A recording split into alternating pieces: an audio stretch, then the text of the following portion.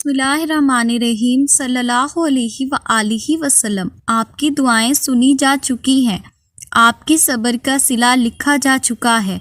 अब आपको यकीन के मौज़े दिखाए जाएंगे कि आप जान सको कि मुखलिस दिल के इख्तिताम में हमेशा जीत होती है और तकदीरें अल्लाह के एक इशारे में बदल जाती हैं। अस्सलाम वालेकुम एवरीवन, मेरा नाम है नूर। आज की जो ये मौज़े की कहानी है, ये मेरे एक भाई की कहानी है और वो कहते हैं कि सब्र, दुआ, यकीन से अल्लाह ताला सब कुछ दे सकते हैं और इस बात पर मेरा भी बहुत ज़्यादा यकीन है, क्योंकि सब्र करना भी एक इबादत में ही शुमार होता है कि बंदा सब्र कर रहा है, अल्लाह की रज़ा का जो है वो वेट कर रहा है, अल्लाह के फ़ैसले का इंतज़ार कर रहा है। सब्र करना बिल्कुल भी आसान बात नहीं होती है, इसीलिए अल्लाह ताला ने कुरान पाक में फरमाया है कि सब्र करने वालों के साथ अल्लाह है।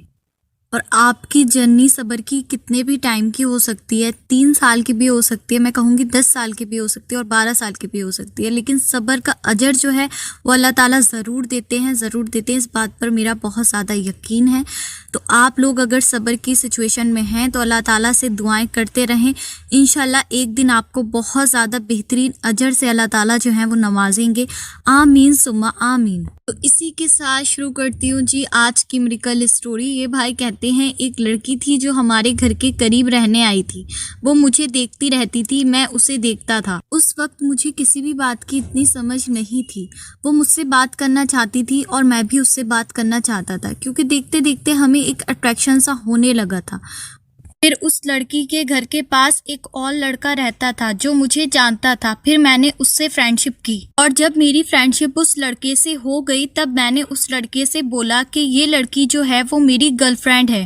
हालांकि मैंने उस लड़की से अभी तक कोई बात नहीं की थी और ना ही मैंने कभी उसे प्रपोज किया था। एक दिन मेरे पास उस लड़के का कॉल आता है जिससे मैंने फ्रेंडशिप की थी। उसने मुझसे कहा कि तुम उस लड़की को प्रपोज करो। मैंने कहा कि कभी मैंने किसी लड़की से कोई बात नहीं की है, मैं ये सब नहीं कर सकता। उस लड़के ने कहा अरे नहीं करो तो। फिर मैंने कहा कि ये तो फर्स्ट टाइम है, मैंने कभी किसी लड़की से कोई बात नहीं की है, मुझे बिल्कुल भी नहीं आता किसी लड़की से बात करना। उस लड़के ने कहा कि ऐसा करो कि मिलते हैं, तुम दोनों को जो बात करनी है वो बात कर लेना। और फिर यही हुआ कि हम दोनों मिले।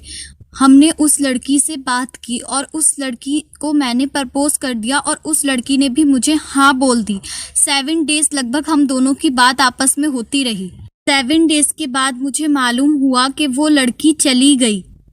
हाँ, वो लड़की रहने के लिए आई थी, ये उसकी नानी का घर था और उसकी नानी ने भी अपना घर खाली कर दिया था। जब मुझे ये बात मालूम हुई तो मैं बहुत ज़्यादा सैड हो गया और ये मेरा क्योंकि फर्स्ट टाइम था किसी लड़की से सडनली मिलना और उससे बात करना। 7 डेज के बाद अचानक वो लड़की चली जाती है मुझे बिना कुछ बताए। फिर मुझे कुछ भी समझ में नहीं आ रहा था। मैंने गुस्से में अपने फ़ोन को तोड़ दिया। अपने फ़ोन को मैंने बहुत बुरे तरीके से तोड़ा और गुस्से की वजह से, क्योंकि मुझे कुछ भी समझ में नहीं आ रहा था ये सब क्यों हुआ मेरे साथ। फिर मैं अकेले रहने लगा। वो लड़की मुझे बहुत याद आती थी कि कहाँ होगी, कैसे होगी, हर पल मुझे यही ख्याल रहता था। उसके बाद मैं अल्लाह ताला से दुआ करने लगा और सब्र करना सीख गया। मैं अकेला रहता था बिल्कुल। फिर मुझे ऐसा लगता था कि अब वो लड़की कभी वापस नहीं आएगी, लेकिन जब भी मैं किसी और लड़की को देखता तो मेरे दिल में ये ख्याल आता कि वो आएगी वापस, मुझे अभी और वेट करना है। मेरा सब्र और दुआएं जारी था, लेकिन उस लड़की के जाने के बाद मैंने किसी और लड़की से कभी कोई बात नहीं की। ऐसा नहीं था कि मुझे शैतान नहीं वसवसे डालता था, मेरे दिल में भी बहुत सारे वसवसे आते थे। मेरा भी दिल करता था कि कभी जो है मैं किसी और लड़की से बात करूं, मैं ये सब करूं, लेकिन मैंने अपने आप पर कंट्रोल रखा और मैं अल्लाह सुब्हाना व तआला की रज़ा में हमेशा राज़ी रहा।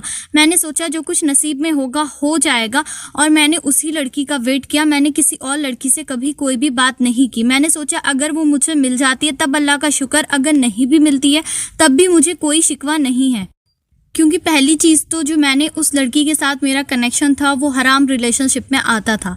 लेकिन फिर ये था कि अब अल्लाह ताला के जब मैं करीब हो गया था तो मेरा फ़र्ज़ ये बनता था कि मैं अल्लाह ताला से उसके और अपने निकाह के लिए दुआ करूं। हालांकि अब वो मेरे साथ नहीं थी, मुझे नहीं पता था कि वो कहाँ चली गई मुझे बिना बताए।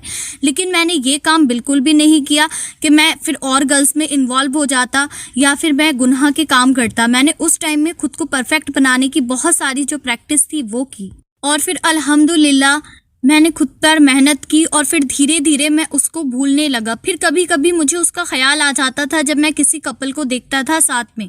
और बेशक अल्लाह ताला हमारी नियतों से, हमारे अमाल से खूब वाकिफ़ होते हैं। उसके बाद लॉकडाउन आ गया और जब लॉकडाउन लगा तो मेरे पास मेरा फ़ोन नहीं था क्योंकि मैं अपना फ़ोन तोड़ चुका था और मैं अब मोबाइल फ़ोन बिल्कुल भी यूज़ नहीं करता था।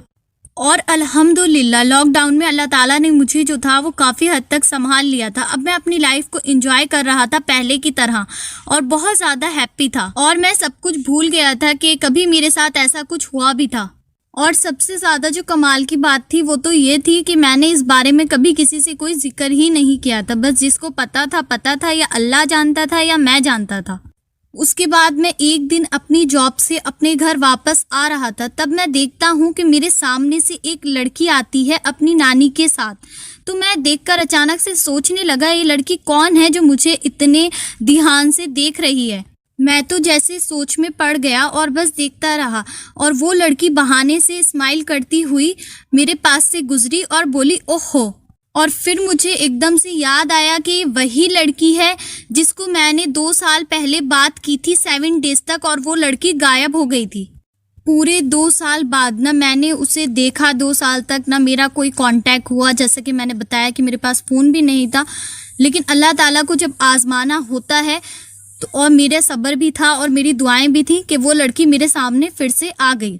फिर अगले दिन वो लड़की मुझसे बात करने आई, मुझसे मिलने के लिए। वो बोली पहचाना मुझे?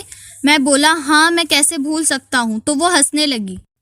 अल्लाह के भरोसे पे था मेरा दिल और मुझे यकीन था कि वो लड़की आएगी और ये बात जो थी वो हकीकत हुई। 2 इयर्स तक ना मैंने कभी उसको देखा, ना मेरी कोई बात हुई, ना मैंने कोई मैसेज की। बस मैं सब्र और दुआ के सहारे था कि पता नहीं कभी दिखेगी भी या मिलेगी भी या नहीं। अचानक से कोई आपकी लाइफ में आए, 7 डेज आपसे बात करे और फिर वो अचानक से गायब हो जाए और फिर आपके 2 साल के वेटिंग के बाद वो आपकी लाइफ में सडनली वापस आ जाए, तो मुझे अल्लाह ताला ने जो था यहाँ पर मैं कहूँगा कि मेरी दुआ का और मेरे सब्र का जो था वो सिला दिया। अल्हम्दुलिल्लाह अल्हम्दुलिल्लाह। अब यहाँ मैं आपसे कुछ कहना चाहूँगी कि ये स्टोरी जो है वो अभी कंप्लीट नहीं हुई है, ये सेकंड पार्ट में कंप्लीट होगी। एक स्टोरी के अंदर आपको बहुत सारी चीज़ें सीखने के लिए मिलेंगी और मैं ये कहूँगी कि माशाल्लाह आज जो इन भाई का मुकाम है वो बहुत ख़ास है, वो आपको अपकमिंग वीडियो में पता चलेगा। और यहाँ मैं ये भी कहूँगी, अब लोग कहते हैं ना कि अल्लाह ताला हमें सब्र क्यों करवा रहे हैं, अल्लाह ताला हमारी आजमाइश इतनी क्यों करते हैं। तो देखें अल्लाह ताला जो अपने नेक बंदे होते हैं उनकी आजमाइश करते हैं। अब चाहे उसमें लड़का हो चाहे उसमें लड़की हो, इनकी नीयत इतनी ज़्यादा नेक थी, इतनी ज़्यादा पाक और साफ़ थी, तो अल्लाह ताला ने इनको ही आजमाया और इनकी आजमाइश अभी यहाँ पर रुकी नहीं है, अभी अपकमिंग वीडियो और है। यहाँ मैं ये भी कहूँगी कि बहुत सारे जो लड़के हैं लड़कियाँ हैं वो बहुत ज़्यादा नेक होते हैं और बहुत ज़्यादा अच्छे होते हैं, लेकिन समटाइम्स जो है वो अपने फ्रेंड्स की बातों में आकर या इधर उधर के माहौल में वैसी ही गलतियां कर देते हैं जो उन्हें नहीं करना चाहते।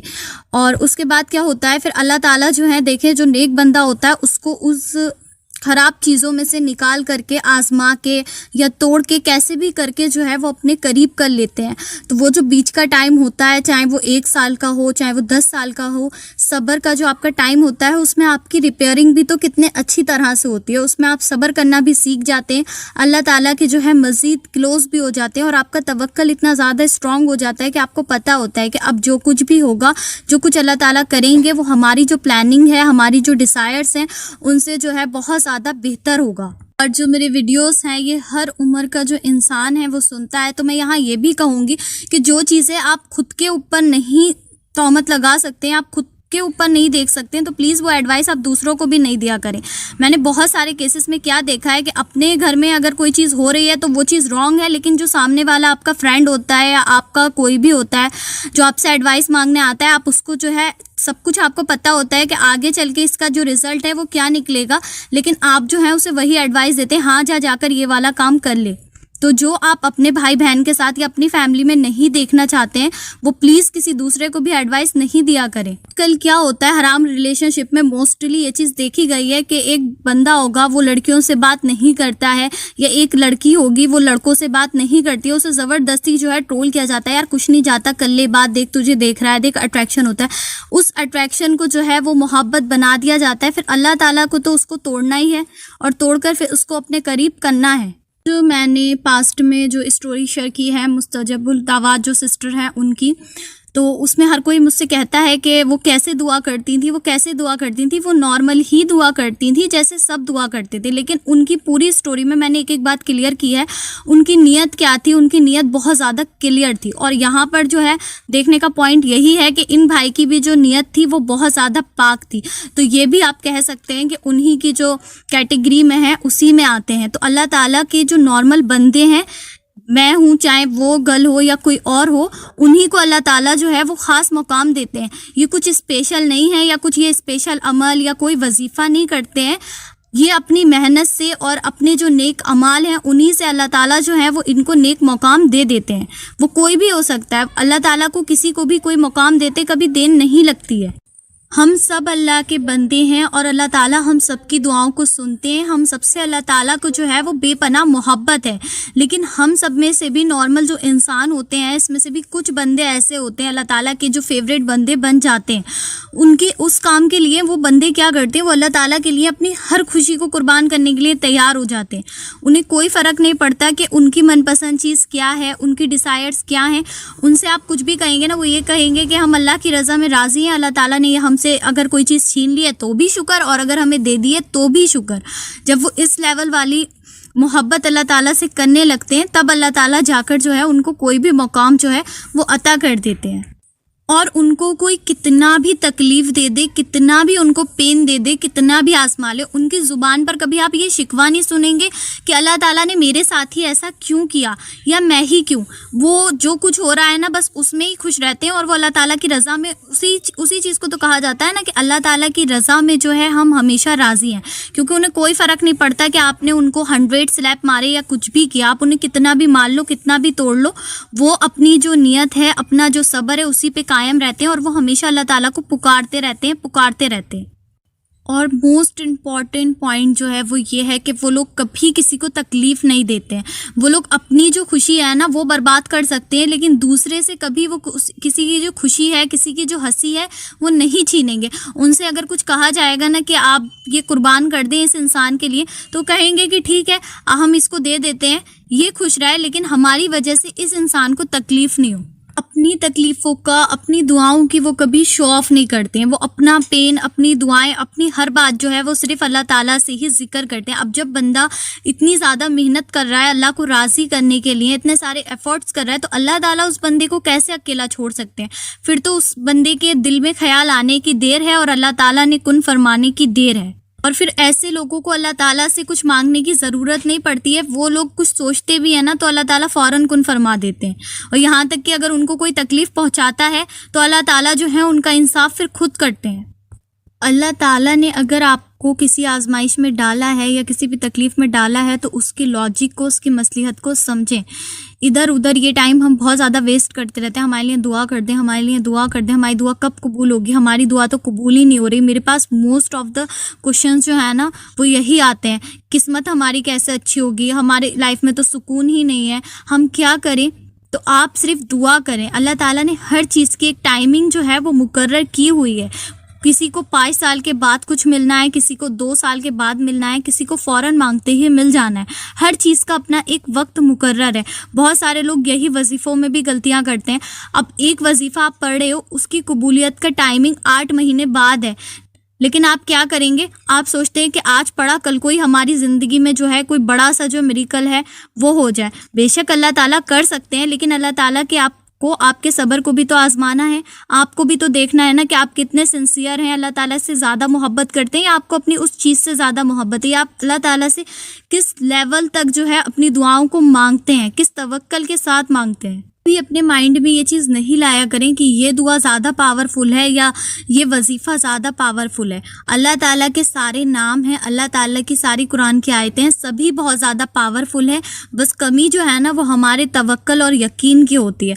वरना अल्लाह ताला के कुरान की जो एक एक अल्फाज है, एक एक वर्ड है ना, वो बिल्कुल सच्चा है, उसमें कोई शक नहीं है। मांगने में जो कमी है वो हमारे खुद के अंदर होती है। तो सबसे पहले अपने मिस्टेक्स को जो है वो एक डायरी पे नोट करें कि आपके अंदर क्या क्या पॉइंट्स हैं, उन पॉइंट्स पे वर्क करें। आपका जो ये सब्र का टाइम है, ये गोल्डन चांस है आपके पास। आपको तो मौका मिल रहा है कि अपनी दुआओं को जो है आप बेहतर से बेहतरीन बना सकते हैं।